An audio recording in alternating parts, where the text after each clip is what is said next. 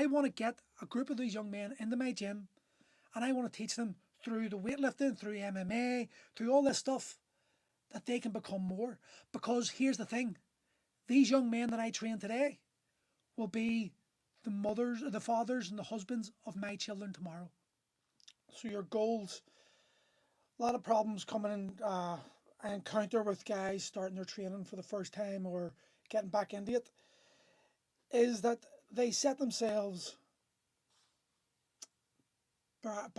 barometers that are too high, levels they're expecting too much too soon, and they've got this preconceived idea in their mind of where they're going to be in, say, 6 weeks, 12 weeks, whatever it is, and then they they fixate on this belief that they must get there in that period of time that they set themselves.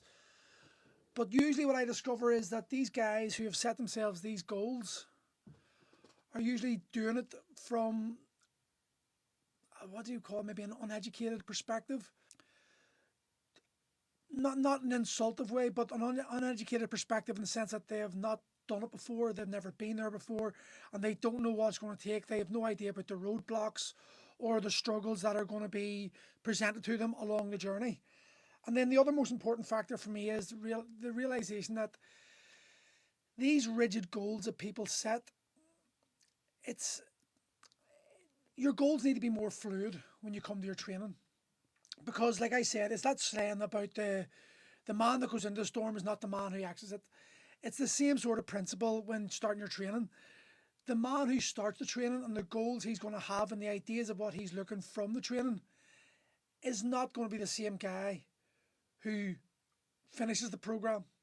The guy who commits completely to the process is going to find that along the journey of the 6, 12, 8, whatever it is he's doing, the length of time he's doing this program for, as he develops himself emotionally, physically, and mentally, he's going to start shifting the goalpost to what he actually wants.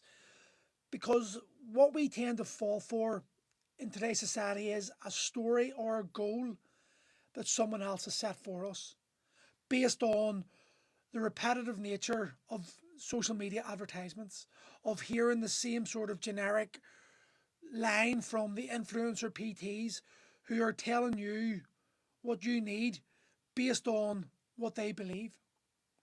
And this is something that the 17 years of experience has taught me. Goals have to be fluid. Goals have to be like water, they have to be able to adapt and mold and change as you change as a man. And that to hold on to these rigid goals, I must get a six pack. Most guys will come into the gym with the idea of liking to have a six pack. It's just something that it's ingrained in our minds, whatever it's from, whether it be from the 70s, the Arnie Schwarzeneggers, the repetitive nature of social media telling us what we need to have. Most guys have an idea of a six pack's a nice thing. But what you'll find is most guys in their late 30s, early 40s, got kids, jobs, they soon realise that the six pack's nice, but it's not the be all and end all.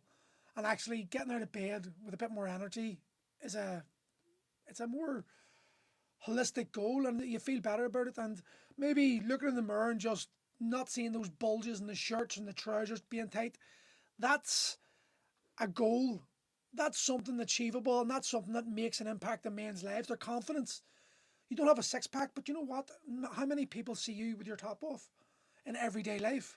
So if you can drop a stone, 2 stone, your clothes look flatter, your shirts aren't pulling the buttons, you're going to walk into the office or into a meeting feeling more confident. These are much more impactful events that exercise and committing to a training program can allow you to achieve. And the ability to recognize this and shift your goal and your focus towards something that's going to have more impact to your life personally based upon how you're feeling because of the training, because of the achievements you're making, is a much more tangible goal to achieve. When you can focus your energy towards, you know what, this is not what I want, this is actually what I want, this is making an impact in my life, and then focus your mind towards it. Because this is the problem for I see most men coming into the gym. They are coming with a goal that's not theirs. They're coming in with an idea of what they want based on what they've been told and what they've heard and what they've repeated over and over again, just through conversations, just through the fucking repetitive nature of the advertisements. We are coming into gyms with goals that are not ours. And then we haven't got the hunger for them. We haven't got the staying power for them because they don't really matter. They don't really impact us, or they're too hard. We've set the barometer too high. We're not allowing ourselves to slowly maneuver ourselves into this new version of ourselves because we're so rigid in our goal that I must get this XYZ, you know, in this ABC time. And it doesn't happen like that. The journey you're on, one, is unique, but two, has to be, and I'm going to repeat this, it has to be filled with blockages and barriers and obstacles to overcome. Because it's those blockages, barriers, and obstacles that changes you fundamentally as a man, that allows you to adapt to the ever changing stresses of life in a way that you can overcome. And this is all fitness is. Fitness and your lifting journey and your weight loss journey, it's like a microcosm for your journey of life. And it's getting you to understand that just because something doesn't work out the way you want it to work out doesn't mean you can't adapt and overcome it. Doesn't mean you can't use it as a catalyst to project yourself forward. And so many guys have got this idea of what health and fitness is and what they must be able to do and how their gym journey must equal the outcome that they're after. And when it doesn't, they're so hyper focused on the failure that they've never really allowed themselves to step back and recognize how far they've come. If you're in a gym, if you join a gym and you increase your strength by 10, 15, 20%, and you lose a stone, 2 stone, but you didn't achieve the goal that you were after in the first 6 weeks or 8 weeks or 12 weeks, whatever it was that you decided that this was going to be the success barometer, and you hyper focus on this failure while ignoring the actual tangible evidence of your success, you're going to feel like you're a failure. And this is what too many people do when it comes to their gyms, when it comes to their journeys. They decide that they're a failure because they didn't get a six pack. They're a failure because someone else in the gym lost half a pound more. They're a failure because they didn't lift the weight they said they were going to lift. And then they ignore everything else. They ignore the fact that the most fundamental thing, you turned up to the gym when you said you were going to do. That's discipline. That's you committing to a process. That in itself is one of the biggest successes you can hold on to, because if you can do that, if you can commit and you can hold your word to say what you were going to do, then that is a massive success. That is actual evidence that you decided to do something and you were able to see it through. And that energy, that belief structure, that ability to do so will cross over to so many other aspects of your life. Too many of us, especially adult males who are my age, maybe younger, a wee bit older, we're literally being conditioned by the words of children that we could give birth to. You've got 22-year-olds. I've got literally, I call them children. I don't want to sound derogatory towards them, but I see them as kids. I'm nearly 50. You know, a 22-year-old could be my son quite easily. And these are the guys that are telling guys my age how we must live our lives. Now, if I go back to being 22, 23, 24, 25, and I think of how I thought of the world, I thought of how I felt about the world, what I felt about myself, how I thought about myself, what I thought was achievable, what I thought wasn't achievable, what I wanted to achieve, it's completely alien to the man I am today. There is not a hope in hell that the 25-year-old self could understand in any capacity what a 47-year-old man wants or needs. But in the arrogance of youth, I would have 100% told that 25 or that 47-year-old man what he needs. I'd have 100% believed that I could give this 47-year-old man a workout that would get him in shape, and I could have. But there's no way the 47-year-old man could have managed to stay along along the journey. There's absolutely no way he would have been able to manage to keep going and do what I'm asking him to do, because his body just was not capable of it. His nervous system is full of stress. His mindset is more focused on the kids, the relationships with his wife, the money, the bills. I, as a 25-year-old, would have had no idea about this. I'd have been just out trying to get my hole, look good for girls, and try to act confident. And this is where we're at in society. A bunch of men my age who are terrified to just do something for themselves. They've lost connection with themselves. They've lost connection with who they are, their physical. Because men, this is something that we have to accept.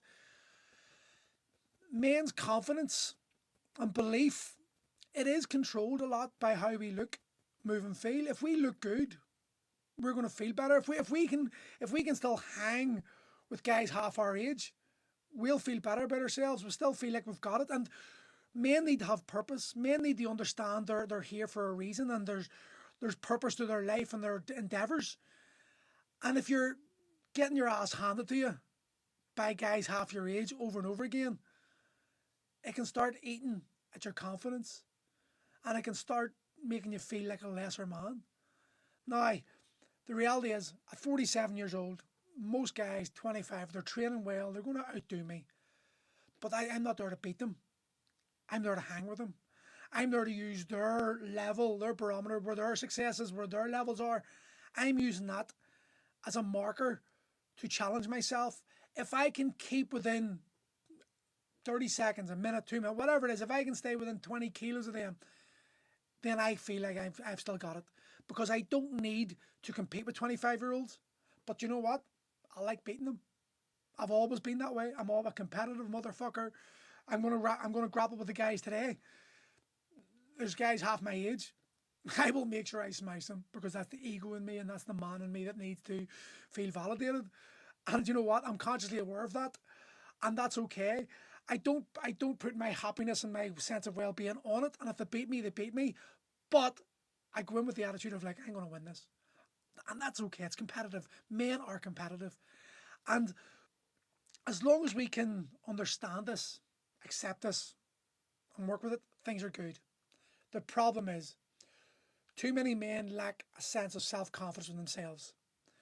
They may be successful in their business life. They may have a really big financial bank account that's fucking making them feel they've got fuck you money. But they look in the mirror and they hate themselves. And if that feeling of self worth, if that reflection doesn't spark something in them, they can start losing connection with themselves. And then they become emotionally weaker and vulnerable. And the thoughts can creep in because there's an element for men, that moment when you recognize the change of weather, shall we say. Do you know there's that rite of passage when young boys become men? There's also this transference where you go from young, virile, fit, strong. The purpose for you is to be the soldier, to sort of being the general, the guy with the knowledge, the guy with the wisdom. And you have to let go of that young man.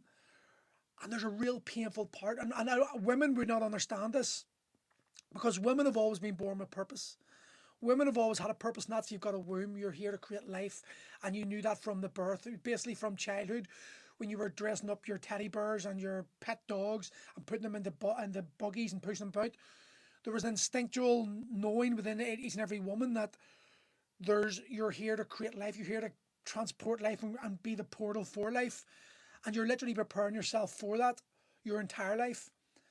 Men, on the other hand, from young boys, we rough and we tumble and we grapple for dominance because that is what the male does. The males, on a biological level, not emotional but biological, men are here to breed with as many women as possible. That's the instinctual thing of male. To leave you to sow your seed, and that's why the promiscuity has been hijacked and pushed through porn, etc. Because they know the fundamental driving force of the masculine of the male is to breed and to keep his seed going so that his lineage is always there. Now, the conditional, the emotional, the man within understands the connection with the feminine and understands the benefits of loyalty and love and that monogamous relationship with someone you actually truly love and can work with and co-create with. That's a completely different conversation. The driving force is for to sow our seed, and that is the young virile man. And there comes a point in a man's life when that starts waning and they start realizing they're no longer the alpha, and that there's young men coming ahead of them that can beat them and can take them on. And in a wildlife and a sort of like wild living, like bears and wolves, that would signify our deaths. But in the hierarchy of society today, we start taking the place of the elders, the wisdoms, the guys who can provide the wisdom and knowledge. But we still want to have that. I've still got it, and it goes back to the provide and protect. The fitter and stronger and healthier a man is, regardless of his age, the more chance he has of providing for his family and protecting his family. I don't care if you're a man and you're 85 or you're a man who's 35. If someone comes to attack your family, you are still going to have that driving force to protect them and die for them. And I've got a belief structure in myself like, well, that's never going to leave me. And I know from talking to conversations with men like me, it's never going to leave them. So why would I want to leave myself in a position where I've got a lesser chance of doing that if the not the opportunity but the situation ever arose? And that's why I believe men want to train fundamentally. We want to train for the what ifs. We want to know that if shit hits the fan, we can still fight back, we can still defend, we can still provide, we can still protect. We've still got whatever it is we need to feel like a man, to act like a man. And society's been set up to emotionally and mentally destroy that belief structure. We are weaker. They're pumping us full of estrogen in our foods, our water, the plastics, the air we breathe. Everything is being absolutely pumped full of estrogen. We know this. And it's resulting in men becoming more and more feminized, which means we are less protectors, meaning that if shit ever hits the fan, the the protective structure of society has been drastically weakened, and the ability for young men to step up and do what men do has been systematically removed over the years. We know through studies in America, the average 22-year-old man has the same level of testosterone as a 67-year-old man in the year 2000. That is the most terrifying stat I have ever heard. Imagine we are living in this, and here in the UK and Europe, it won't be much different. But and it would explain a lot of things which you get banned for talking about. But you understand the the the large alphabet flag waving people who have got so much strength or so much power at the moment and so much viral attention, even though they only make up 0.3% of the population. It would explain why there is such an influx in this type of attitude. Not only have we got cultural and societal norms being projected in through social media and like brainwashed, but we also have a lot of young men who are growing up without the level of testosterone that we used to have. And that means they're feminized. And that means they're easily persuaded. And I go back to when I was 13. When I was 13, you could, like, you're gay? Am I gay? I don't know if I'm gay. Fuck, they fancy him. You just didn't know. There was hormones going through your body, and you were hearing this word gay, and you were like, what does that mean? And am I gay? Jeez, I don't know if I'm gay. Do I fancy guys? I admire him. Maybe I'm gay. You didn't have a clue what you were. And it's a very confusing and a time that you're just not aware of who you are. You're discovering the self. It's your first real memory of the self discovery of who I am. And you're starting to bring your own identities and your own personalities, and you're trying to express yourself and be an individual. And you don't recognize the unconscious programming that's going on in the background, the constant messages, the guys that you're admiring. Think of what they do with porn, and the contouring of the faces, That's not enough for straight men, mate, no matter the age. Unfortunately, dude, you're in just denial, because it is today. Sadly, the level of testosterone, This is the thing, men my age and maybe younger can't compare themselves to the youth of today, because the youth of today literally have less than half the testosterone that men had in our day. And that means they are easily susceptible and they easily changed and their minds are really made up. And then put in the social conditioning. Like, think about how porn has changed over the last 20 years. It started out with just girls doing shit, right? All young men are going to be like, wow, wow, I know I was. And now you go back to maybe 2005 and we started getting the contouring with the women, the makeup, that it gets stronger and stronger and stronger. And then the lips and the tits and the waist and this genetically change. They were changing physically, and they're changing everything. So we're becoming very uniformed. Like, look at porn stars today; they have a similar look about them. It's all big lips, big boobs, those big catcher eyelashes, which is literally, by the way, those girls who are wearing those fake eyelashes, that is literally what they were created for. They were created for fluffers who were on the porn sites, who were doing the oral to get the guys ready for the scene. And if they ever ejaculated, those big eyelashes stopped it going into their eyes. So young girls are being fucking conditioned to look at this, dude. All right, Fisher J. I'm not going to talk to you, okay? You have your opinion, buddy. This is my talk, and this is what I'd say, and this is what I believe, okay? And what I've looked at, and I don't just look at it I don't look at it from just your porn wanking situation. I've actually got rid of porn. I've stopped looking at any sexual things like that. It's just not a good thing.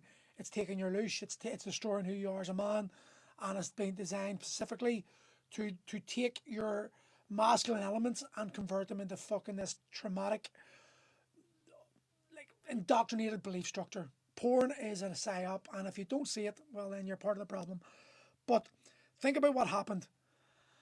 We have got these girls all looking very similar. The contouring, the lips, the boobs, the bums, the actions, the makeup. And then somewhere along the last maybe 6, 7 years, we had the the gay community, the very feminized men, starting to contour themselves and using the same makeup sort of styles as the girls.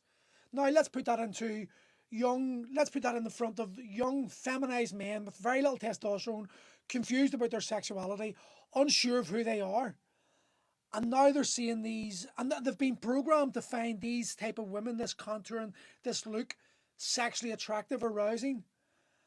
And now you're seeing young men who are very feminine and look very like these porn stars and are sort of going like it, and you're like, oh, is he attractive? Maybe, am I gay? And the low testosterone, they've no real masculine role models to help them on. I'm not saying some of them aren't gay, I'm not saying something wrong being gay. I'm just saying there isn't a gay agenda. And we know this. They literally did it with frogs. They turned frogs gay with the water. It was an all psyop. It was all conspiracy theory until it was actually proven right. And we know that the estrogen levels in the water, is affecting men's hormonal structures. Now, think of it like this. We're all living, breathing beings. So if a man is drinking that water, eating that food, and getting pumped full of estrogen and becoming more feminized, what's it doing to women? Women are also drinking this estrogen. Women are also taking all these extra hormones on. Women are becoming more and more confused. Women become more and more emotional. So we've got this attack on women hormonally, where they're trying to divide women. They're trying to tell women to stand in their own power and strong, independent women, and we are women. We don't need men. And we've got men being feminized and being made to like confused, and it's an attack on genders, both sides. Now I know I went off on a tangent here, but this has got to be seen. You've got to recognize this, and then we've got a whole sub agenda of telling men what they should feel, how they should look, what they do look like, and how to be built, ripped in pieces. But they don't have the hormonal strength. They don't have the testosterone inside themselves to get that drive, that purpose, that forcefulness that men need. Men need to drive. Men need to get up every day with fucking purpose. If we don't have purpose in our life, we feel lesser men.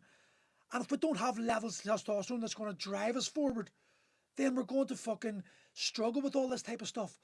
And this is all being put on top of ourselves, and we're all looking at individual reasons, and we're not actually considering the bigger picture. How that all these micro things that are happening in society today all come together to form the societal structure that we've got, and we're not willing to look at this or acknowledge this, or not enough of us are anyway. And it's leading us down this garden path where we are confused, lost, and easily controlled. And this is why I'm such a believer in men getting together, men coming together and training together, working together, and pushing each other forward. Because when men do get together and we do realize we've got strength in numbers, and we do realize that we've got this ability to be stronger, be more, we tend to become more emotionally and mentally strong, and our values are less easily corrupted. But when you leave a man on his own with that lack of testosterone, lack of drive, feeling like he's isolated, with all the hormones being pooped in it, like all that processed foods. Remember, we're tired, we're stressed, we don't get fitful night rest anymore. We're constantly being bombarded with the hormones from the foods. We're constantly being bombarded with the social media messaging that tells us we're not enough. We're constantly being divided by the sexes, and we don't feel like, and even our wives, our mothers, we're not good enough for them. We feel we're not good enough. We're not providing enough for them. We're not protecting them enough because society's set up in a way that we can't do that. This is all chipping away at the masculine side of men. It's chipping away at that essence of who we are. It's making us feel lesser. And then we're thrown out here, and we've got young men looking to us as the leaders who are all confused. You've got to see what it is, the bigger picture of what we are, we're fighting, and how this exercise programs, and how stepping into challenging yourself and being more masculine in a very simple, achievable way can have an effect on society as a whole. And we need to recognize this. Each and every one of us has a responsibility. We, we, we are watching our children being systematically indoctrinated and programmed into this agenda. And unless unless you've got something to stand for, you'll fall for anything. And men don't have anything to stand for anymore. We're so isolated. We feel so useless. Imagine each and every one of us, man and woman, was able to look in the mirror and objectively critique themselves. Not criticize or put themselves down, but critique yourself, both physically, mentally, and emotionally. And we were able to own our shit. Like, guys, do you treat your woman with respect? Are you there as a guy, as a structural a structure in your Unite family? Can your children rely on you for the emotional and mental support, that guidance, that structure they need in their life? If not, why not? What's the block? Ladies, are you berating your man? Are you taking your emotional triggers out on him? Is he making you angry because he's not providing you with what society tells us we need to be successful? Is he a good man? Is he working his balls off to bring home the bacon, to provide for it? Is he giving up everything? Because we've got to remove ourselves from the individual and the societal constraints. A lot of men are struggling mentally and emotionally because society is set up to prevent us from doing what our parents and grandparents did for many generations. The men went out, we willingly, and this is the whole thing, men will do this willingly for their families. We went out and struggled. We brought home the money, and it gives us a sense of purpose. You've no idea as a woman how it feels to be a man and to be able to look at your castle and know you provided that. That is purpose. That gives you a strength. That gives you a confidence. And the last thing a man needs in a society that's set up to remove that from us is his support network. And trust me in this, women. If a man loves you, like truly loves you, he will stand by you and he will do anything for you. But he needs to know that he is being supported by you. He needs that purpose. He doesn't care what anyone else says. He won't give a fuck about the opinion of society if his woman and his children are by his side believing in him. That's all a man needs to really drive. If you've got that support network at home, that woman who will say to you, I believe in you, you can do this, we'll go through this together. I assure you, you will have a man who will achieve greatness. Unfortunately, we don't have that anymore because society's been set up on social media to convince you women that this is what we need to achieve. This is what success is. I want this, I want that. My friends have got this, my friends have got that. We're falling to the trap of the conditioning of marketing and the media that's telling us what it is we need to feel whole. And it's removing us so much further from the truth of what is. Man and woman united together in the same energetic frequency, driving towards that belief. You can do this, I'll do this, we'll both support each other.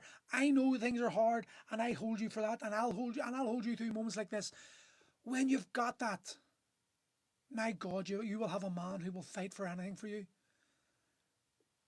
But we've got to recognise the pitfalls of society today. We've got to recognise the agendas at play. And we've got to realise this current narrative that's being forced upon us that will divide the sexes.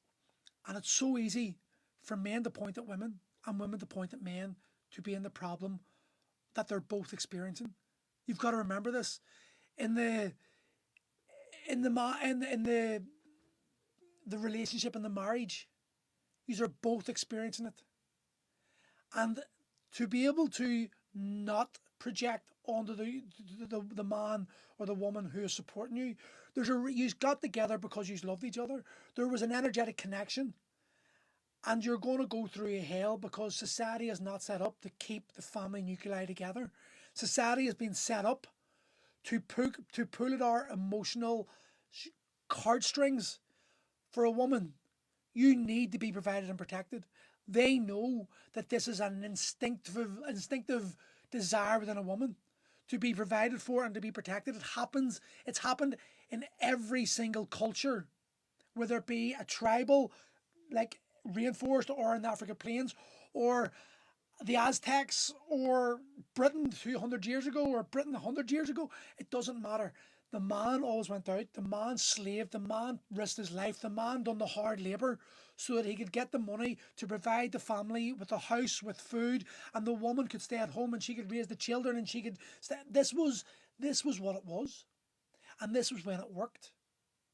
And so, but the problem was the patriarchy. Yes, we were abusive. We have to admit that. We have to own our own shit. But that trauma that's being highlighted now, just like we've got the what do you call it? Do you know the slavery, the reparations that were being built into the society, that we believe that we must pay, that white males must pay for the crimes of their great grandfathers. For this one, we're going to focus in on this one moment, and we're not going to focus on the culture and the reality of the situation. We're just going to hyper focus on this narrative here that's going to allow us to get divided and angry. It's a similar sort of situation. The media is being set up to project to women what men need to provide so that you feel worthy in today's society. But at the same time, society is being set up so that the vast majority of men can't provide that sense of living, so that you women become disenfranchised with the relationship and you start projecting your pains onto the men. And you start being divided from the man you love. And the man you love becomes the center point or the focus of your attention, of your pains, of your problems. And then you've also got all this estrogen being pumped into your body through the food, through the water. And we've got men drinking the same water as you. And you're getting more emotional. And men are unable to handle it because they've got less testosterone. And then you're looking at men like we're lesser. And then we feel like we're lesser. So then we're killing ourselves and we're committing suicide. And literally, women, you've got to take responsibility for the words you say and understand the power in that. Because see, when a man loves you, when a man sees you as his queen, and you project that shit onto him and you make him feel lesser, it removes the essence of who he is. And you can't see that this is an agenda to play designed to divide us, and all you can focus on is the lack of what you've got compared to what society and social media tells you have. That is creating a massive gulf, and that's causing a lot of pain, and that's causing a lot of projection. and we don't see that we are projecting onto the wrong side. Because a family unit that's united, a woman that can see the king and the man, and a man that can see the queen and the woman, and they can go through this pain together, and they can work themselves through this situation, and they can use it to build themselves up and to hold themselves stronger and become more. That is how we build a stronger society. Now, I do believe we're in the time where the shift is going to happen. I can see it. I can see the way people talk. I can see how the conversations I'm having. I can see how I'm talking. Men are starting to wake up to the realizations that we have been demasculated. They're starting to realize that there's an agenda at play, and that our masculinity has been the focus of the attack. And we're starting to want to be more again. I can see it. I can feel it. The conversations I'm having with men are just feeling a bit lost. We're understanding what has happened, and we want, and I think our masculinity is being rewoken.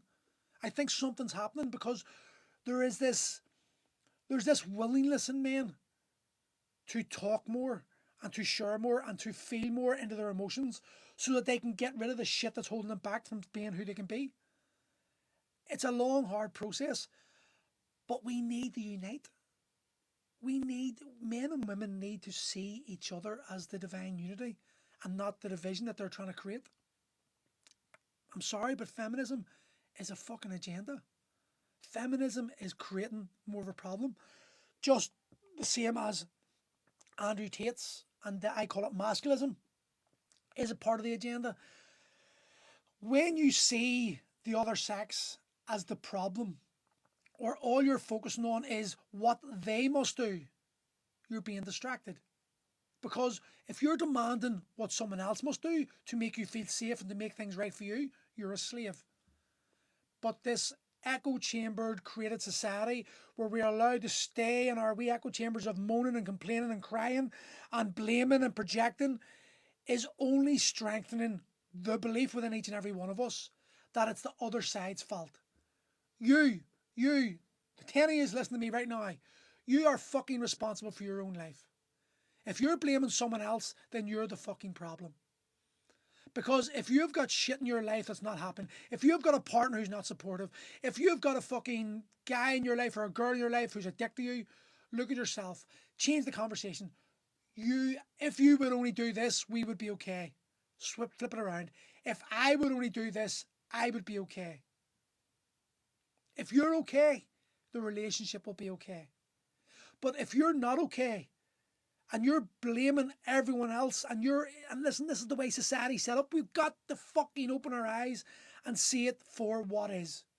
We are the problems of our own experience because we create everything. We create everything. And we're allowed to project the blame onto everyone else. And that is putting us in a place of enslavement and control and manipulation, where the projection of blame is always in our right pocket. Boom, I'm going to project onto you. I'll blame it on you. I'll never look at self. And because we're never looking at self, we feel lesser. And because we feel lesser, we don't believe in ourselves. And then when we don't believe in ourselves, we're then slaves to asking other people, how do I get myself to X, Y, from ABC to XYZ? And that will be in your career, that will be in your relationships, that will be in your health, that will be in your body, that will be in your mind, that will be in your spirit, that will be everywhere. Every factor of life has been set up in society today in the Western world to prevent us from realizing that we take control of our lives, that we're the market, we're the architect, and that we're the manifestors.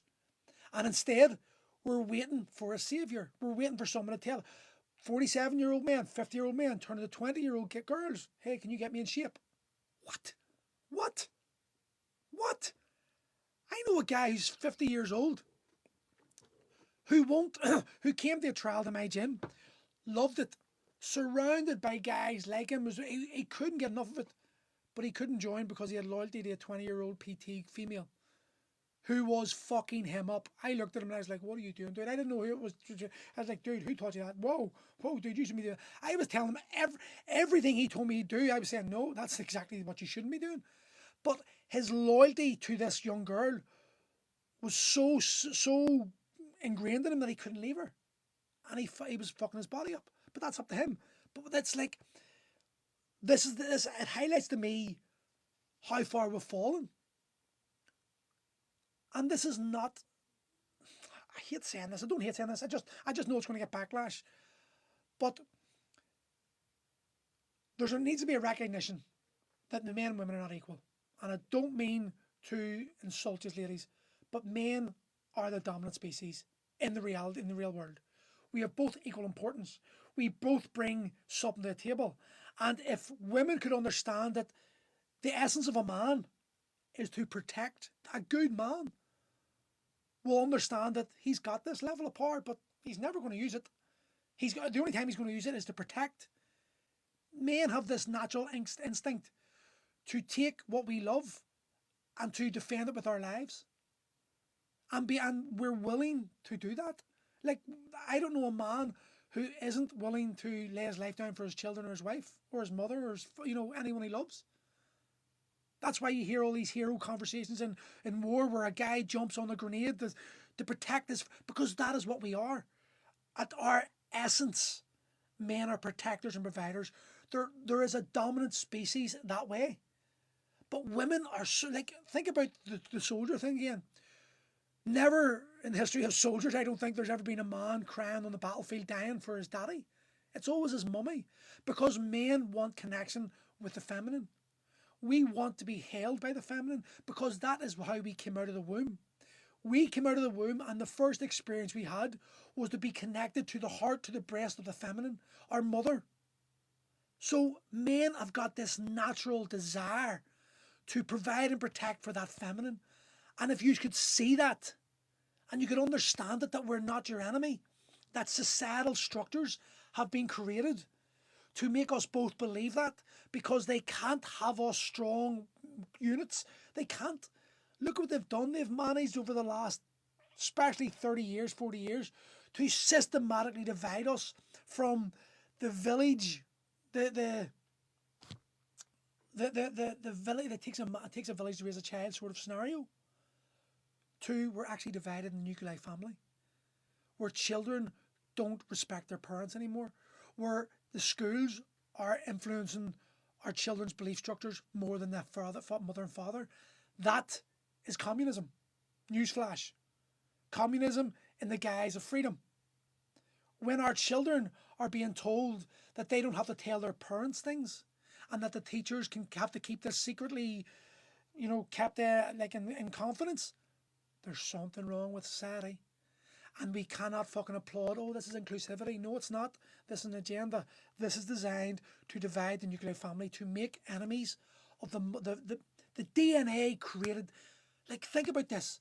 Your mother and father brought you into this world. Your father created you with a seed. Your mother carried you and bore you into this earth. And society's been set up to remove us. Even, it goes as deep as the school books we read. The very history we were taught in our generation is being taught differently in our children's generation. The way they do mathematical equations. Have you seen the way they do math? What the fuck? We're going to borrow this number here, and I'm going, what? Just fucking take that number. No, Daddy, we can't do it like that. I'm like, why not? It's like, because our teacher says, fuck your teacher, go fuck yourself. Because see, for the last fucking 100 years, it was able to work this way. But now they've changed it just to add confusion. Oh, this is easier. No, it's not. It's not easier because homework's already stressful. And you need to see this for the energy, not what they're doing, but for the energy of what they're doing. And this is what people need to recognise. What is that doing? Okay, so I've got a 10-year-old and a 7-year-old. Now, my 10-year-old is very like her mother. She's a fucking academic genius. I mean, she's training she's going for, like, I call it 11 plus still. I don't know what it's called now. She's getting genuinely, the minimal she gets 94. If she gets anything under 90, she's disappointed. That's how intelligent she is. Now, my other one, she's like me. Absolute fucking creative as fuck. I'm a really good artist. I'm so creative. I'm so expressive. But when it comes to academia, I'm a fucking... I just don't know anything about it. I can't read a sentence and get it into my head. I panic as soon as I'm asked to fill in forms. I'm like, my dyslexia kicks in, And I'm like, what does that mean? And I can overthink things. But if you ask me to demonstrate it, boom, no problem. So what's happening with me is I sit down to help my daughters do their math. And I'm lost. I'm like, this doesn't make sense to me. This makes zero sense to me. And now she's trying to tell me, and she's confused, and I'm confused, and I just don't know how to deal with it. And that's called that energy, that frustration. That's impacting me as a father. Fuck, I can't help my own kid. What the fuck? What's the point in me? And this is small micro movements towards just creating divisions within the family. Small things we don't give credence for. But these are just things that just allow us to feel lesser and to feel like we're not worthy, and to give the strength that the teachers know more than the mother and father, and that unconsciously gives the children this connection. Well, they can help me, my mum and dad can't help me, and it removes the bond between parent and child. And this has been done purposely. We seen when that injection was going about, how children didn't have to tell they brought out a law that children didn't have to tell their parents that they could go and get injected behind their parents' back, and legally was allowed. No one complained about that. Well, everyone did, but anyone that did was fucking laughed at and told they were crazy. Like, this is the mindset of society today. And we need to see it for what it is. And you know what? Genuinely, I 100% believe, absolutely believe, that this type of training is the antidote to the bullshit. But it takes every single one of us to step up and do it as an individual, and not expect anyone else to do something for us. Not be willing, not just have to wait about and sit about for someone to lead that way. If not me, then who, type of thing. That's like, who's going to do it? Why are we waiting for other people? And that's what I find, like there's some dude there, Hudson Hornet, you know nothing about either. This is society. This is what we're doing. Like, come on to a social media page and just project your own bullshit to others, even if it's a joke or not. It's like taking ownership of your actions. Is this an actual joke, or is this my attempt to make someone feel lesser because I feel like shit?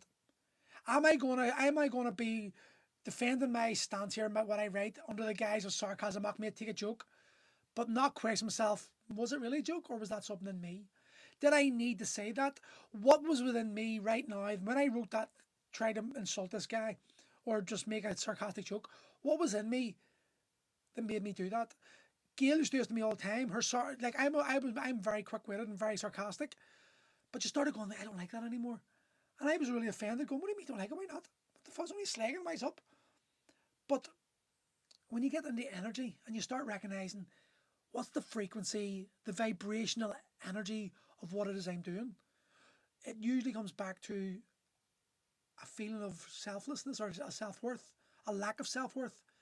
Because if you need to say something as a joke, even as a joke, to make someone feel something that's not going to help them raise their energy frequency higher, well, then there's something in you that wants to bring them lower. And I think we have been set up. We are literally the metaphoric crabs in a bucket. That's what social media is. Social media is the technological crab in a bucket scenario. Because crabs, when they're in a bucket and one tries to escape, the other crabs pull them back in. The crabs don't want to see a crab escape. They want the other crabs to experience what they're experiencing. And that's who we are today in society. We are all metaphorical crabs in buckets who don't want to see anyone really succeed, who's a nobody. Oh, we'll cheer our celebrities on because we're being conditioned to cheer our celebrities on, and they're so inspirational. His words are so powerful, and she's so powerful. Oh my God, she's such a strong woman because she's got fame and she's got thousands of followers, and people hang on to her every word because she's just regurgitated what some other intelligent person said, but she's not going to give him credit for. But because I like her, I'm going to credit her with the words and think that she's an inspiration in my life. And he is such a man, and wow, look at the amount of cars he has and the women he bangs. God, he is a legend. But if another guy who's no one does that, he's a dick. Who is that guy? What a prick. Fuck, he's an arrogant bastard, isn't he? Fuck, who does she think she is? Look at her with her fucking fake lips like mine, and her fake tits like mine, and Fucking look at the way she wears, look at the clothes she wears, how what a whore that looks like me last week. We just project our hatreds, our traumas onto people that we perceive don't matter, or people that actually trigger us. Normal men and women who would have more impact in our lives in a better way if we could just see it for what it is. But society's been set up and we've been so conditioned and brainwashed to applaud influencers, to applaud highlighters, to unconsciously decide whether someone's worthy listening to based on the amount of followers they have or the agenda they're pushing, rather than listen to the individual as a man or woman and asking yourself, does he resonate with me? Does she resonate with me? Is what they are saying true? Could this actually help my life? Why do I need social proof and social conditioning to do something? Why do I need permission from people I don't know to chase my dreams? Why am I being influenced by a 25-year-old who's got 100,000 followers and won the genetic lottery? Why, as a man who's got his father, 3 kids, why am I listening to a 35-year-old who fucking is obviously a psyop? Because if they've got a platform, they've got an agenda. And if they've got an agenda and you're listening to it and you're taking their words in, you're being brainwashed. Whether you realise it or not, you're being socially conditioned by societal words, by phrases. I'll tell you how you know it's an agenda. When you start seeing these TikTok influencers or the Instagram influencers all talking about the same topic, all pushing it. We know what they do. They've been exposed. They literally give these influencers hundreds of thousands of pounds just to push an agenda. Black Lives Matter was an agenda, absolutely. And this is what they do as well, you see. They take a very viable conversation that would be beneficial to society and hijack it and make it so and push it so much. Like, think back to 2020 when you weren't allowed to meet because of the risk, but it was okay if it was Black Lives Matter. If it was Black Lives Matter, it was fine because COVID didn't affect us then. And then when people like me pointed that out, we were told we were conspiracy nuts because it's more important to fucking scream I can't breathe and talk about a guy who was just complete psyop than it is to protect Granny and Granda. But if you come and talk about the vaccine, no, you're killing Nanny and Granda. There was no actual conscious or logical conversations happening. It was all emotional based. It was all driven by an agenda. Words that conditioned the mindset of men and women to act a certain way. And if you can take 2020, and if as adults, listen, as grown men and women, let's all put our hands up and take individual responsibility, right? I take responsibility that I fell for the psyop that was QAnon. I fell for that because I was a conspiracy theorist since 2020, and what they were saying was true, and it's smeared with so much truths that you believe it. But what is it? It was an agenda to make people like the Bolshevik revolution. It was just a psyop from the Bolshevik revolution that made people sit there and do nothing, waiting for this pretend hero to come along. That's Trump. So I fell for that. And then I woke myself up and I fucking realised it was bullshit. And I moved on. That's what we do. When you have the strength to stand in your own power and you're able to go, oh, I was lied to there, I fell for that lie because I'm a man or woman. And guess what? We're all going to be able to be manipulated because we have all been wrong way more times than been right. And when we can look at ourselves and admit that, they lose power. Because what you're doing is you're bringing yourself to the realization, hey, there but for the grace of God go I. I am merely a man. I can get things wrong. I can be manipulated. And it wakes you up to the realizations that, holy shit, I can fall for the trap. I can fall for that play. So I need to be more consciously aware of what I consume, who I listen to, who I hang about with, what I believe, question everything. And that starts freeing you from the matrix of the belief structures of society. Social media is a tool. Now, I can use this social media to get the people, to wake them up, to get men to stand up and realise that they are worth more and that they are better than they are and that their women are not the enemy and that their wives and children deserve their love and respect. Or I can start pushing the narrative, get a lot more following, push the trending topics, get my agenda pushed out there, and get myself out there with fucking loads of people liking what I say and have hundreds of thousands of followers, but not be speaking my truth. I had a page here on TikTok that had something like 75,000 followers, millions of views, but because I spoke about the trans agenda, they removed it, and I lost my following, lost my platform, and I had to build up from the Weathered Wars again. And I've been very careful how I speak on the Weathered Wars because I don't want it, because it's my business page. But this is my business. My business is helping men discover the true man within themselves through a physical, mental, and emotional approach that helps guys move forward, helps men refine their masculinity, because that's what we've lost. We have lost the masculine essence of society, and it's been feminized to the point where there's confusion, because what you've got to see is the energies, the natural. Now, this is not about man and woman. This is about energy. When you understand the Hermetic principles, and you realize that the feminine and masculine energy is within us all. We are made up of both energies. This is not who's got a penis, who's got a vagina. This is about energy. Love is a very masculine energy, or very feminine energy. Protection is a very masculine energy. And we have both got these energies in us. And when you see that the narratives of today are manipulating the mindsets of man and woman to be more in the feminine, and to understand that when you look at the tribal traditions, the stories, you've got Mother Earth. Mother Earth creates life. Mother Earth is chaotic. Look what's happening to Mother Earth. It's chaos. It's insanity.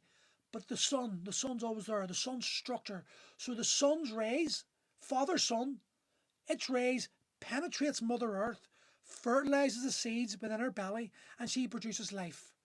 The Mother Earth is chaotic and crazy, and there's everything happening, but Father Sun's always structure. So the masculine energy is structure.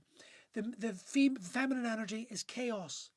And together, when we come together, man and woman come together, we create an environment where the structure of the masculine allows the feminine to be chaotic, to create life, to be this emotional, chaotic thing, and he will hold the space to allow her to be that way in a loving embrace. That is the way society's meant to work. Man is meant to come in. Look, what did we grow up with as when I was 6, 7, 8, 9, 10? My dad was out working, mum was looking after me. The mother stayed at home. The father fucking went out and done the work. This is a beautiful way, because the children then had access to the motherly embrace of the woman. The beliefs of that family unit, the community, the street, and my street. My neighbours raised me as well. I would go into Danny and Dipna when my mum and dad went shopping. Danny and Dipna, can you look after me? Jerry and Colette, can you look after me? Mark and Connor would come to my house. Donald, Sally, can you look after me? Kieran and Michael would come into our house. Our neighbours looked after each other, because it takes a village to raise a child. And we had solid, strong, foundational men who had like a very similar energy and belief structure of how a child should bring up. The boys were treated different to the girls, because that is different. We are different. And this brought about this belief structure and this societal fucking norm that men protected women, that fucking men provided for the feminine, that the fucking women provided love and consideration and caring and nurturing for the children, and this allowed society to step forward. Now what we've got a society set up so that the men can't provide for the family. The women have to go out and be more masculine. That disrupts their feminine energy. That forces them to become something they're not really equipped for and they don't want to be. Now, I'm not saying all women, this is the energy I'm talking about. Obviously, there's more feminine men and more masculine women, and vice versa. But I'm talking about as a balanced structure. And then the women didn't want to go, they had to go out and provide for the family so they could live the life that society tells us we must live. And slowly but surely, we have piled upon ourselves these social conditioning belief structures that tell us that we must need a house with 4 rooms. We must need 2 cars. We must need 3 holidays a year. We must need the latest iPhone. We need 2 computers. We need Sky. We need Netflix. We need Disney. We need Amazon. We need fucking a flat screen TV. We need the flat screen TV in every house. We need 3 iPads. We need 3 fucking Xboxes, just to stay in the same energy and the same frequency as everyone else. Keeping up with the Joneses, comparing ourselves to each other. What's he wearing? Fuck, good, look at the label.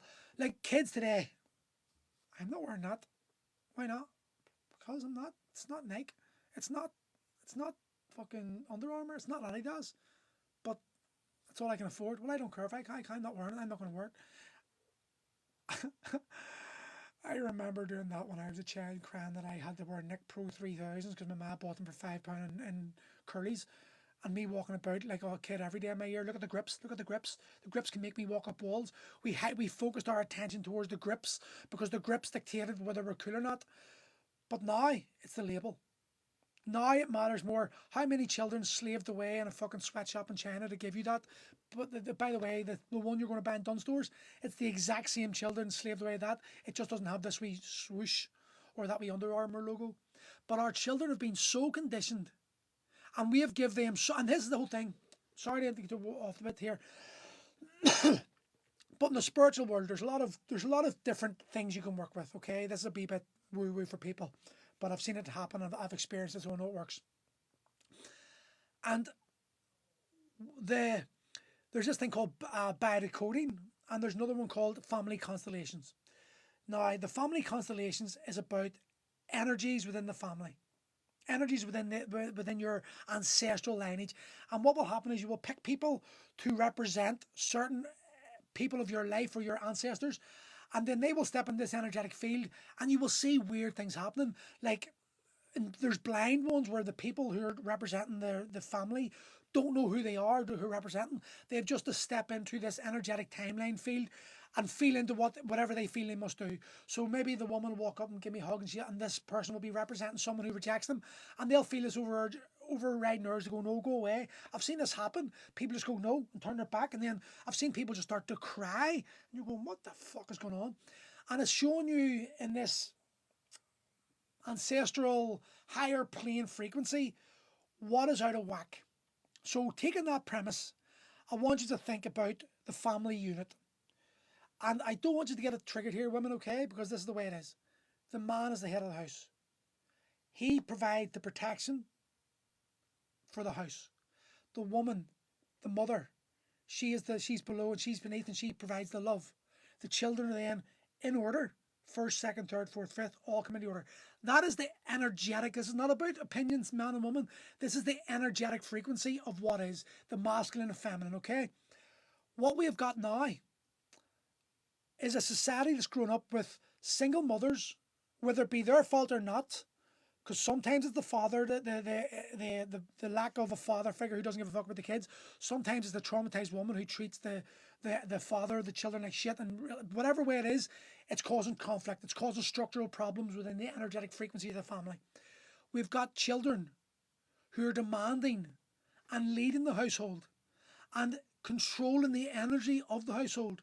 And that's because we have lost the structure of the household. We have lost the nuclear family. The father is the structure, the mother is the chaos and the love, and the children are the recipients. And this has been accepted as the norm. Over the last 30 years, we have been tiptoed into this position where the structure of the nuclear family is all confusion and anger and fucking like frustration. And we're not able to work as a cohesive unit. And that creates these unconscious, energetic, emotional barriers that is resulting in children feeling like their father's not enough, that their mother's not enough, that the teacher's better. We're looking for outside validation. We're looking for outside guidance because we don't have that support network that was always part of the family unit, this sense of belonging. And this is where we're going as a society, and this is where we need to wake up to. This is why social media has become so prevalent. This is why I'm talking about why men need to meet up together, not just listen to me rambling on the screen, but men need to be willing to meet up together and talk as men and discover that strength, that energetic connection that we can find when we meet up together. This is what's lacking. Men have been isolated. Men feel lesser. They have fucking removed us from the family unit. So much so that they're giving so many women so much power that they can't see their own children, and that women can use this this court bullshit that men can't afford to prevent the father from having access to the children. And then we've got these other asshole men who don't want to see their children and are willing to fucking let other men raise their children and just want to be assholes. And then when they do get their children, they blame the children because they can't go out and get their hold from some other bit last night, or they can't go out with their mates and get blocked, and they don't want to fucking go and play football with their kids. And all these, the only victims are our children and ourselves. But our children are the victims because our children are being conditioned to believe this is what love is. So what are they going to do when they get older and they have children? They're going to pass this love on to their children. That's how they're going to pass the love on. Division. And guess who's going to fucking pick up the pieces? The government. The education system. The food. The drug administrators. They're all just waiting like parasites to jump on whenever this society collapses. And we're getting to that point. Now, it goes back to my point. I do believe things are going to change. I do believe we're going to step into a place very soon where money will not have the same level. That we're going to soon discover, I'm not any religion. That's a bad question to answer to start with, by the way, because you just let me know you identify your foundational belief is what I believe in. That's mad. Instead of that, instead of putting labels on ourselves, do you know what? I'm just making realizations. Like, think about this. There's people listening to me right now, 14, 15 people. Now, some of you are going to agree with what I'm saying. Some of you are going to be triggered by what I'm saying. And it's easy for those who don't like what I'm saying to write on nasty words. What am I saying? Surely it's a good thing there's support by the government if needed. There's no support for the government. There's no support. Support would mean, I'm not even getting into that. There's no support. There is no support for people. There's division and there's fucking tokens, but there's no support. Support would be our children being given fucking rightful fucking education systems, and the mothers and the mothers and fathers being given opportunities to live a life where the nuclear family is able to grow and fucking create strong individual children, and that the father is not being left to feel that he can't provide. And we're watching young men of fighting age, unvetted immigrants coming in and being given all this money and all this food, and that's the vision. Why is it? Why is it on there? Why is Northern Ireland about religion? Religion. It's about religion because you say so. I say so. I don't think it's about religion. I think that's the distraction, and this is the whole thing. I speak about this regularly. But anyway, back to my point. So we will get triggered, and this is the whole thing. See, when you write words, the only way you can contact me, you can communicate with me is through words. Words can be misconstrued. Because there's no energy. Like right now, if I say to you, hey, how you doing? What's the crack? Hey, what you doing? What's the crack? Hey, what you doing? What's the crack? The same words I've said, but the tonality and the intentions are different. So you can hear, and this is the thing, communication is much more than words. The only thing that we talk about, the only thing the words do is 7% of communication. 7% of communication is the words we say. Something like 28% or something like that is the tonality. And body language is the biggest. Body language is like something like 63% of communication. So when you're discussing things with me, I have no way of understanding what was the intention behind it. Was there commas there? Like, even the lack of a comma can make a sentence sound different. What was the energy behind what you're saying? Are you attacking me? Are you praising me? Are you questioning me? Are you actually genuinely interested? There's no way of me deciphering that. And this is what they want. They want this divisionary. But see, when we meet up, like, I can guarantee, see the amount of guys that, like, if you're on my lives regularly, you'll see there's a lot of people come on. I just laugh at them, but they'll come on with, ignorant languages. Just things that try to upset, to hurt. Oh, you look like Brian McGuigan, or fucking egghead, or fucking you know what you're talking about. What do you do? All this shit. Now, I say to them, would you say that to my face? If I was standing in front of you, and then they'll come on, but I'm listen, I don't care. I don't care if you're 6'2", 6'8", and you're fucking built like a tank. You're still maybe risking violence For all you know, I could be a crazy bastard with a knife and fucking, if you said to my face, I stick in your throat. Don't care. That's the whole thing. There's no threat. There's no risk. There's no danger. The social media allows the traumatized self to be expressed behind the safety of a screen. And that only causes division, anger, and that's what they want. But each and every one of us has the ability to control what we say, think, and do. It takes time, takes effort. But when you write something on here with an attempt to attack or berate someone, what you're actually doing is expressing to the rest of the world how you feel about yourself. And that's what's inside of you. So I'm a professional, I'm just own gyms. It's called mindfulness, you're right. And none of us have mindfulness because we don't know how to be mindful anymore because they have conditioned us to not recognize it.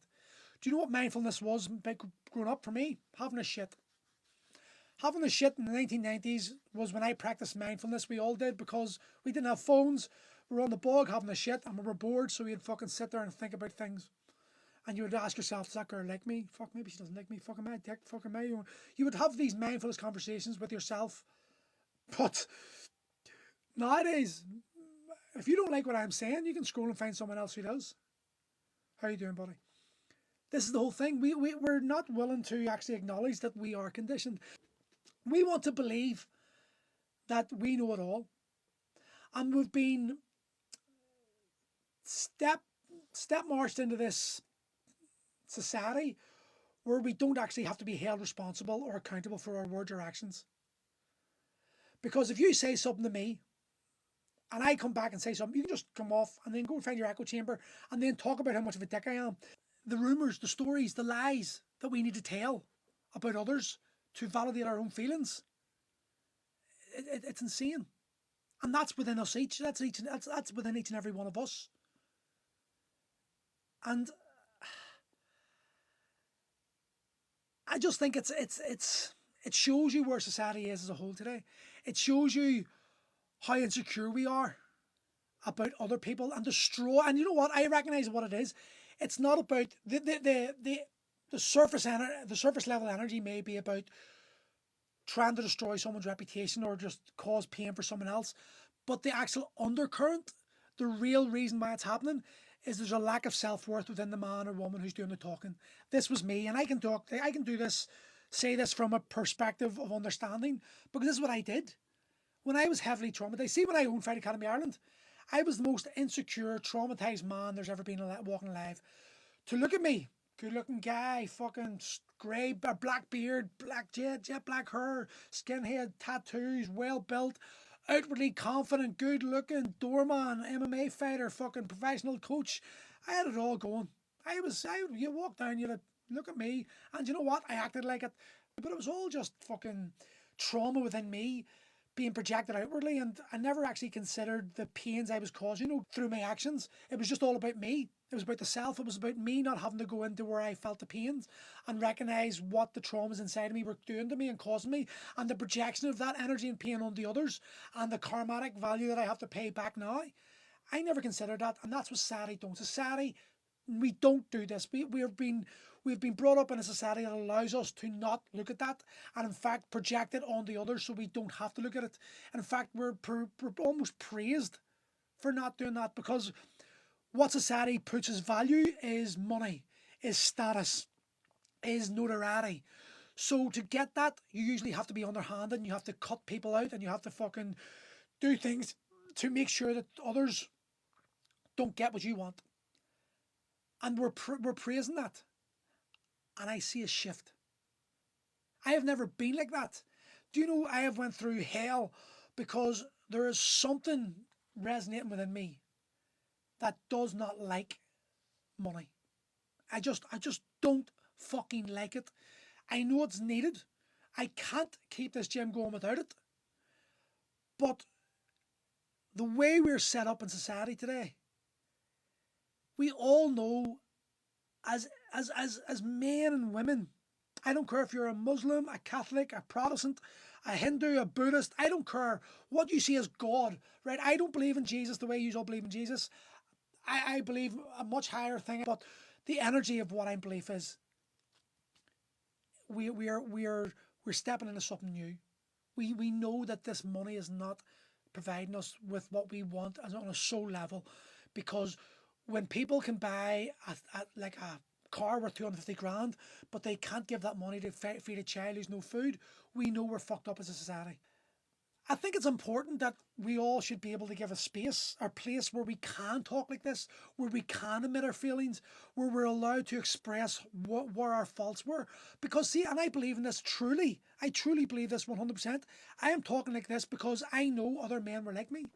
And I know there's other men who are in a similar position as me. And this needs to be addressed. And we need men like me to step up and speak like this, so that other men can start finding the courage to also speak like this, and then change society. Like, there's user 500. See, when you see user and you know that it's going to be a troll, you know it's going to be someone who's angry at themselves, and they're hearing me and they're like going to go on and go, "I fuck up, wise up with you," because they have no awareness. They have no awareness, and this is the problem. I've called it my 4A's. I have this principle that I created: awareness, acknowledgement, acceptance, and action. If you're not aware, you can't do anything about it. This is what this conversation is about. This conversation is trying to make user 500 I have no friends to fucking become more aware of what he's fucking thinking, of what he's doing, how he's projecting. Imagine having the confidence to say people like me, yes, men like me who have had experience, men like me who have fucking tried to kill themselves 6 times, men like me who have lost 6 children, men like me who have fucking lost businesses, men like me who have fucking fought in the cage, who've fought in the street, who've fucking been angry, who have not spoken to his mum, who's fucking broke up with women, who's treated women like shit, who's been treated shit like women, men who's got children, men who's got fucking fear of bankruptcy, men who've experienced bankruptcy, men who fucking knows what it's like to have no money in his pocket, men who knows what it's like to have a lot of money in his pocket, men who knows what it's like to fucking be able to buy anything, men who knows what it's like to buy nothing. I have got wisdom. And yes, so men like me need to step up and talk to boys like you and make us realise that your fucking actions are the reason society's turning the way it is. And that you as a man have a responsibility to stand into your own power, accept your own shit, recognise your own feelings and do something to change it. Or else you're fucking part of the problem. So stop fucking bitching and stop projecting on the others and actually recognise that you are the issue. And when men can do that, and we can hold ourselves accountable, and the group that I am going to be pushing to create, and I am making this happen, will allow other men who are like-minded to me to come together and talk about the shit that we need to talk about. My sharing circle that I ran for a year, it was absolutely phenomenal what it did for men. Then we stopped it for some reason. We're 1 in 400 trillion chance of being born. You control your own destiny. We do, yes, absolutely, 100%. We control our own destiny. So if you control your own destiny, then you need to take care of the words you speak, because the words you speak will create your life and will impact other people. Why it's men inclusively? It's not, Steph, I train women. We've got women in the gym. It's just that men.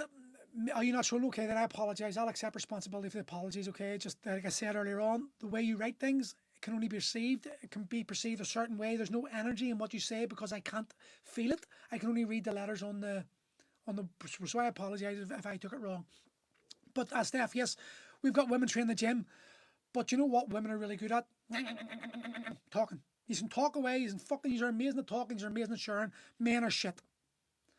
And I know from being on the end of the rope many times that because men don't talk and because we create our own stories in our own head, that we then believe that it's very easy for us to end up swinging and regretting and not being able to do what we should be able to do.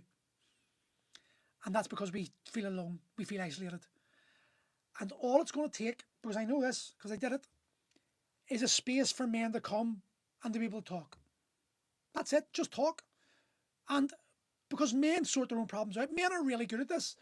Men have this hierarchical inner belief structure. We will quite happily submit to a leader.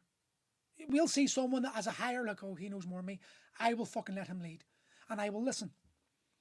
Like I did. I have listened to many men. I went, oh, okay, he's hearing me. He knows way, way, way, way more than me. What is it moving? Why is that moving? He knows way more than me, therefore I will let him lead. And there's no problem there. There's no ego of a true man, a man who is willing to surrender to someone who's more, is going to learn. But unfortunately, we live in a traumatized society where men don't understand this, and men are now feeling that we must be seen to be the leader. But you can't be a leader before you've been a follower. Because in order to lead, you need to know what you're leading, you need to understand the pitfalls, and you need to have someone more experienced, like I did. I have seeked out minds of men that I admire, and they've challenged me and they've forced me to become more. And then my experiences through the ayahuasca and the bufo and the DMT and the mushrooms and my last 3 years, they have forced me and pushed me into a place where I am now willing to stand up and do this. And do you know what breaks my heart? And I've said this week, after the last 2 weeks, I had to lose my wife to get to this place, because my wife seen the potential in me that I could have been. But for me, she was my safety net. She was my mummy. She was that inner child who just needed loved and just needed to be, and we could, if something was getting hard, could turn. This was the unconscious program in me that I'm quite willing to express and talk about, because this is every man in the world. Every man is married to his mum nearly, especially in West Belfast, because mothers, a lot of Irish mothers, were forced to be the fathers, well, because their men were in jail, and this caused a disruption within the psyche of man and the families, and this forced us all to be different, and things happened, and the young boys had no father figure, were stepping into roles that they weren't yet ready for and had no guidance to do, and they became traumatized and confused and lost. And this was me. This was me. My daddy wasn't there emotionally for me, so I turned to my mummy, and anything got hard, I just turned to my mummy. Mummy held me, and I was like, "Oh, mummy, I'm so scared." But I became a man child, and Gail, she became my mummy unconsciously. She became the woman that I turned to for comfort rather than the woman I needed to push me forward, and I became very reliant, maybe emotionally reliant. I look back, see, I analyze my actions, because it's the only way to learn from it. You've got to.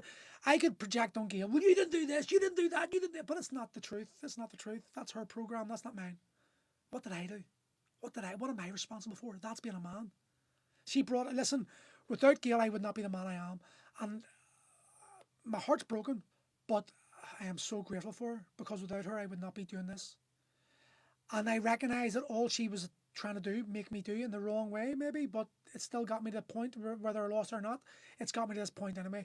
She's seen in me what I didn't see in myself. And her frustration of not having the man that she could see the man that I could become, but I needed her out of my way to become it.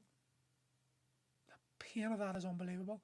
In fact, the other thing I realised, since I'm 47, I haven't been not in a relationship since I was like 30. I've always been a man for some other woman. I've never been a man for me. And that's what I realised. This is happening for me. This is happening within me, and I'm expressing it out. But that's the power of ownership. There's a strength to expression, the pain that you're in. I could say this, and I see what I'm saying. It could be quite easily weaponized by others watching this. I'm very vulnerable in this position. I'm talking about something that's affecting me emotionally and like psychologically, mentally. But I'm strong enough to be able to go, do you know what? What they do is their shit, and what they say about me is none of my business. And all I've got to do is focus on me and what I can do and how I can change things. And if I can do something that's a micro change to society, if I can do something that helps another man become a better father, which impacts a child that becomes the hero of the world, well, then that's my job. That's brilliant.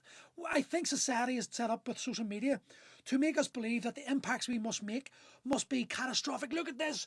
I've impacted 7 billion people. Fucking yeah. No. Thank you very much, Em.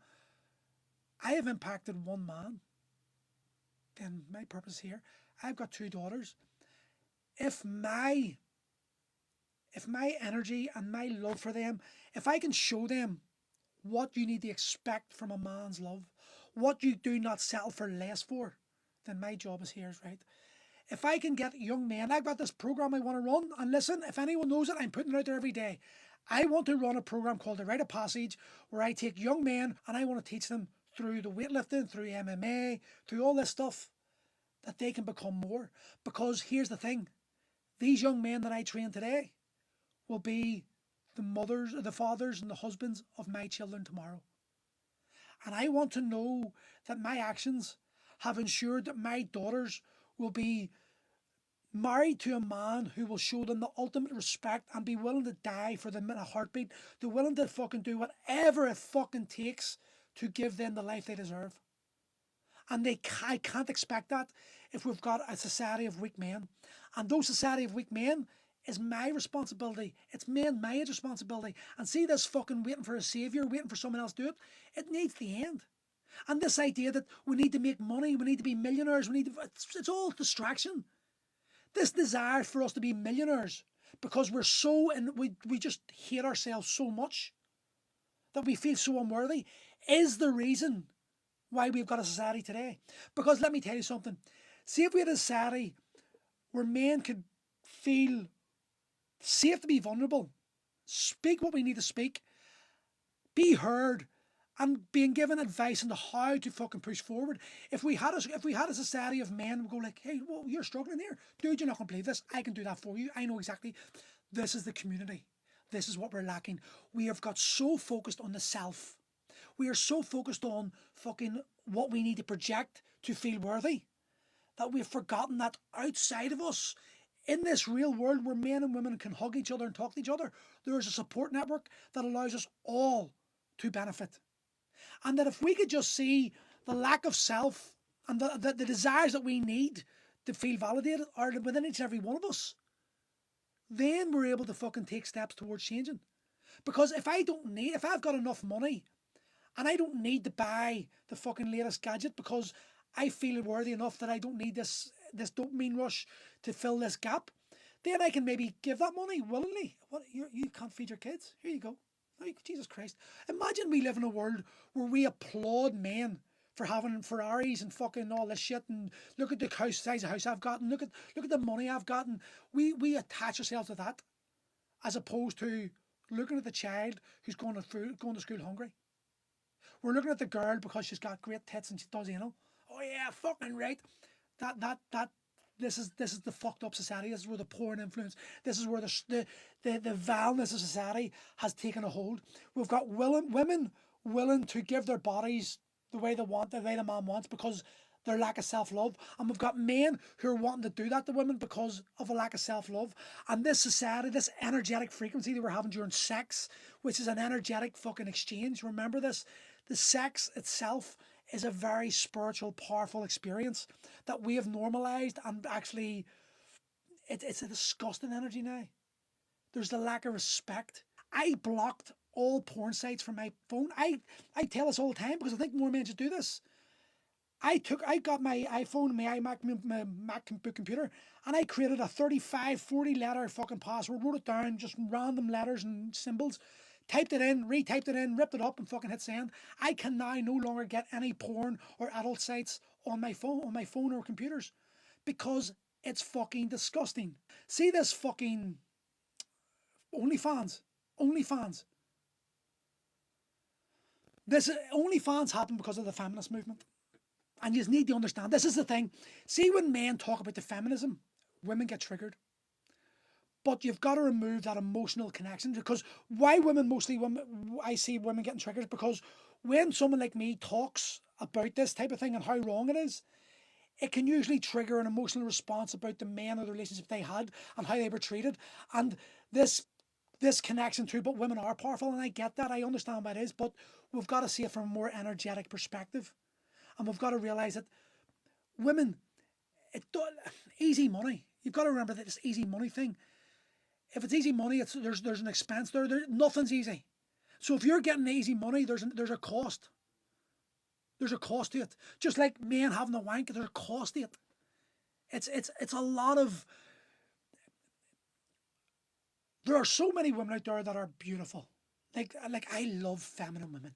I love fucking when there's nothing more like, see, being naked beside your wife and feeling her skin and just touching her body, and that softness when you cuddle into your belly and it's not full of abs, and it's like there's a like a layer of just softness, and their thighs are just there's I love it. There's something, it's men don't have that, and that is what makes men love women. That feminine feeling and energy. It's a powerful, powerful thing for men, and men want that, and men want to embrace that and love you for that.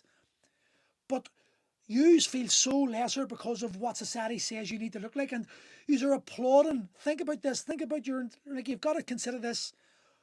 Women are enslaving themselves through societal norms. Now, so are men. I'm going to talk to men in a second, but women, you post things on social media about walking the path left trodden and carve your own path and be a strong, powerful woman. But then on the same side, you're injecting your lips to look like every woman. You're injecting your cheeks. You're getting fake boobs. You're getting fake bums. You're fucking taking steroids. You're fucking doing everything. You're doing contouring. Everything is presented as a carbon copy of other women, but you're saying another thing, and that's because the energetic stories of who you all want to be and what you think you must be are not fucking working. It's the same as young men. So I grew up, my father, now listen, before I say this, my father is my hero. I love him to death. But when we were growing up in the 1980s, he was a young man. He was not there for me. As an adult, I understand that. The inner child in me didn't. And this is where I spent my entire life suicidal and fucking lacking self-worth. But I've healed that. Me and my father have great relationships. But what I did for me was I started to build myself up. I started making myself a bigger man. I started training myself in martial arts because even though I was an adult, the little boy inside of me, the unhealed inner child, the guy that I did not, the wee boy I didn't acknowledge, he needed me to become the physical representation of the man, the father that I didn't think I had. So this man, the 25-year-old, 30-year-old, was getting bigger and bigger, stronger and stronger, and everything I did was about the materialistic, the outwardly appearance, how big I was, how strong I was, how much a fighter I was, how much respect I had, because I needed to be what my inner child projected me to be. And look at today, look at young men today. All these young men growing up without father figures, they're injecting themselves full of steroids. It's not about how big they are, it's about what they can represent, what they can present to the world, how safe they are, because they don't feel safe in themselves. So they have to present this bigger version of themselves to make themselves feel better. And there's this toxic masculinity coming about because men have not been taught how to be men. They're boys in men's bodies. And this painful conversation needs to be had with men. We make them realise they're the true protectors and that they don't have to be big. I am half the size I was. I used to walk about 105 kilo. I'm now 80 kilo. And you know what? I'm feeling better and looking better and I'm more confident. I'm 47 years old and I'm better shape than most guys in their 20s. But I also realise now myself that I don't know who I am. I actually don't know who I am anymore because I've spent so many years being someone I'm not for someone else that I don't know who I am. And it's like, how can I get my kids to learn this? I can't stop crying these days. It's just hard. You just gotta work it. They gotta trust that it's their life. But here, the dudes are coming in to grapple. We're gonna do some man shit here. So I better go and speak to you all tomorrow, folks. Have a good day.